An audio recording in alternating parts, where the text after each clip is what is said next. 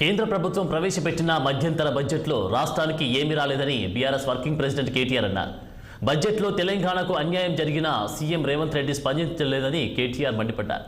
బీజేపీకి వ్యతిరేకంగా సీఎం ఒక్క మాట కూడా మాట్లాడడం లేదని విమర్శించారు. తెలంగాణ సీఎం ఎందుకు భయపడుతున్నారు?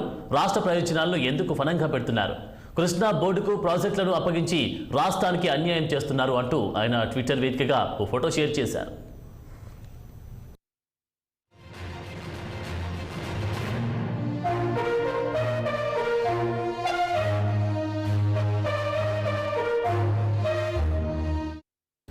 కేంద్ర ప్రభుత్వం ప్రవేశపెట్టిన మధ్యంతర బడ్జెట్లో రాష్ట్రానికి ఏమీ రాలేదని బీఆర్ఎస్ వర్కింగ్ ప్రెసిడెంట్ కేటీఆర్ అన్నారు. బడ్జెట్లో తెలంగాణకు అన్యాయం జరిగినా సీఎం రేవంత్ రెడ్డి స్పందించడం లేదని కేటీఆర్ మండిపడ్డారు.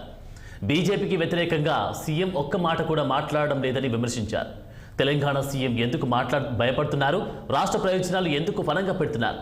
కృష్ణా బోర్డుకు ప్రాజెక్టులను అప్పగించి రాష్ట్రానికి అన్యాయం చేస్తున్నారు అంటూ ఆయన ట్విట్టర్ వేదికగా ఓ ఫోటో షేర్ చేశారు.